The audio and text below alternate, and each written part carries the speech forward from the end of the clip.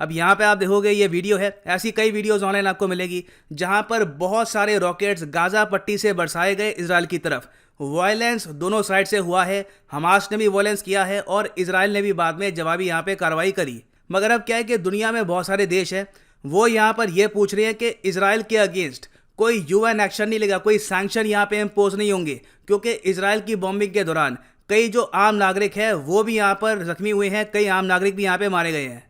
तो इसके रिस्पॉन्स में जो 57 मुस्लिम मेजॉरिटी कंट्रीज हैं ऑर्गेनाइजेशन ऑफ इस्लामिक कोऑपरेशन की, अब ये लोग डिमांड कर रही है सैंक्शंस ऑन इजराइल की। अब इन्होंने कोशिश करी कि यूएन सिक्योरिटी काउंसिल में एक रेजोल्यूशन पास करवाएं, मगर यूएस सिंस बार बार इसको ब्लॉक कर रहा था। अब ये लोग चले गए यूएन ह्यूमन राइट्स काउंसिल में, UNHRC में। हाल ही में ये सब देश गए और इनको ये कहा कि स्पेशल हम चाहते हैं वोटिंग हो इस बात को लेकर कि क्या इजराइल पर वॉर क्राइम का आरोप लगना चाहिए या नहीं गाजा पट्टी की बॉम्बिंग को लेकर। और फिर हाल ही में यही हुआ है, यूएन का जो ह्यूमन राइट्स काउंसिल है जिसके हेडक्वार्टर्स आपको मिलेंगे जेनेवा स्विट्जरलैंड में, प्रेसिडेंट है यहाँ पर नजरत शमीन। इस काउंसिल में जो 47 कंट्रीज हैं इन्होंने वोटिंग करी इजराइल को लेकर कि क्या इजराइल ने यहाँ पर वॉर क्राइम किए हैं या नहीं किए, और अगर किए हैं तो क्या उसकी प्रॉपर जांच पड़ताल होनी चाहिए या नहीं होनी चाहिए। तो यहाँ पे आप देख पाओगे जो 47 मेंबर है यूएन ह्यूमन राइट्स काउंसिल के, ये वेरियस रीजन से आते हैं, चाहे अफ्रीका हो, एशिया हो, ईस्टर्न यूरोप हो, लैटिन अमेरिका हो, और लगातार इनकी जो सीट्स है ये भी यहाँ पर चेंज होती रहती है। अब फॉर एग्जांपल यहाँ पे आप देख पाओगे ये हैं current members of UN human rights council. Pakistan यहाँ पे मेंबर है, नेपाल मेंबर है, चाइना है, रशिया है, पोलैंड है, यहाँ पर भारत यहाँ पे मेंबर है, बांग्लादेश है, जापान है, बहुत से देश यहाँ पे आपको मिलेंगे, फ्रांस और यूके भी है, मगर यूएसए इसका पार्ट नहीं है। इसका रीजन यहाँ पे मैं आपको बता देता हूँ। रीजन यहाँ पर यह है कि डोनाल्ड ट्रंप के अंडर यूएसए और इजराइल ने यूएन ह्यूमन राइट्स काउंसिल को छोड़ दिया था। यूएसए ने यहाँ पर यह कहा कि ये ह्यूमन राइट्स काउंसिल बहुत ज़्यादा बायस्ड है अगेंस्ट इजराइल, ये लोग हमेशा इजराइल की आलोचना करते हैं। तो यूएसए ने ट्रंप के अंडर 2018-19 में ही ये काउंसिल छोड़ दिया था। तो यूएसए का यहाँ पे कोई वोट काउंट नहीं किया गया।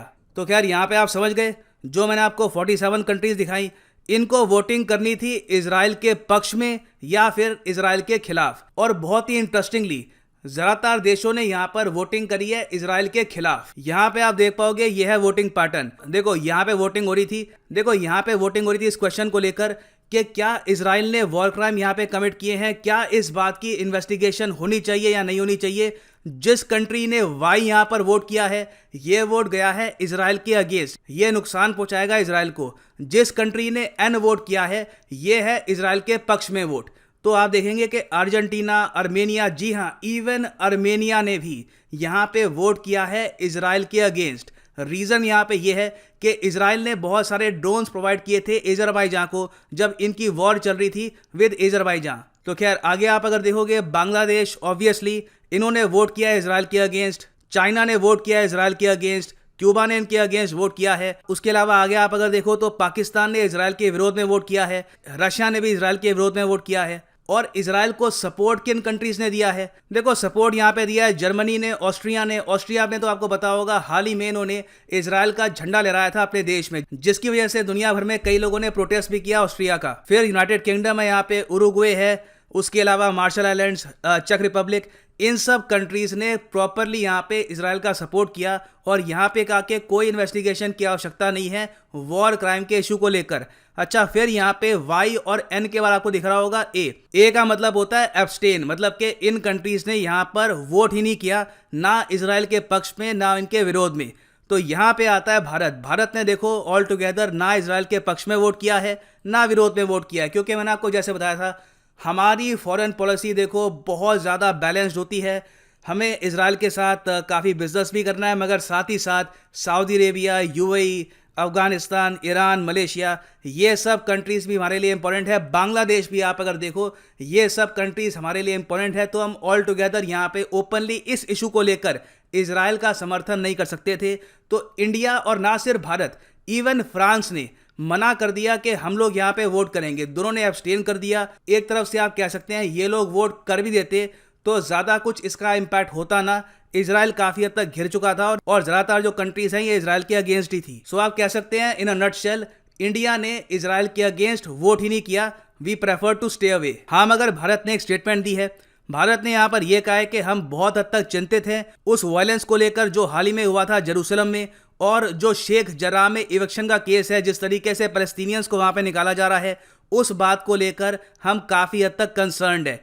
ये स्टेटमेंट हमको देनी पड़ी क्योंकि सिंस इंडिया ने यहाँ पे एब्सटेन किया है, कई जो यहाँ पे मुस्लिम मेजॉरिटी कंट्रीज़ हैं भारत को क्वेश्चन कर सकती थी कि आप यहाँ पे क्या कर रहे हो, क्या आप यहाँ पे थोड़ा सा साइड ले रहे हो इजराइल की, इजराइल को सपोर्ट कर रहे हो। तो इंडिया को यहाँ पे अपना स्टांस क्लियर करने के लिए ये बोलना पड़ा कि हम भी चिंतित हैं जेरूसलम के इशू को लेकर। नाउ अगला क्वेश्चन यहाँ पर यह आता है कि ठीक है, लगता है कि ओवरऑल जो ये मोशन था, जो ये वोटिंग थी, इसका निष्कर्ष यही निकल के आया है कि इजराइल पर वॉर क्राइम का आरोप लगेगा और एक प्रॉपर इंटरनेशनल इन्वेस्टिगेशन होगी। नाउ ये इन्वेस्टिगेशन से क्या इम्पैक्ट पड़ेगा, इजराइल पे क्या सैंक्शन लगेंगे? देखो, पूरे देश पे तो नहीं लगेंगे, मगर इनके जो कुछ आर्मी जनरल हैं, जो इनके कुछ मिलिट्री के लोग हैं, उन पे सैंक्शंस लग सकते हैं, क्योंकि ये बात अब जाएगी इंटरनेशनल क्रिमिनल कोर्ट में, और फिर इंटरनेशनल क्रिमिनल कोर्ट यहाँ पे इजराइल को कहेगा कि ये जो आपके आर्मी के लोग हैं इन पे सैंक्शन लगाओ। क्या इजराइल ये बात सुनेगा? मोस्ट प्रॉब्ली नहीं। एक कान से सुनेंगे, दूसरे कान से निकाल देंगे। इजराइल पर फंडामेंटली इस सब का कोई बड़ा इम्पैक्ट पड़ता नहीं है, मगर प्रेशर जरूर आता है। इजराइल ने, आप कह सकते हैं, इंटरनेशनली काफ़ी दोस्त खो दिए हैं, खोए नहीं हैं, तो उनसे काफ़ी हद तक ये दूर हो चुके हैं, क्योंकि जिस तरीके से बॉम्बिंग करी है गाजा की, जो पिक्चर्स सामने आई हैं, उसको लेकर कई कंट्रीज ओपनली इजराइल का सपोर्ट नहीं कर पाएंगी। मगर फिर भी इजराइल ने यहाँ पर यह कहा है कि जो यहाँ पर वोटिंग हो रही है काउंसिल की, ये शेमफुल है। शेमफुल क्यों है?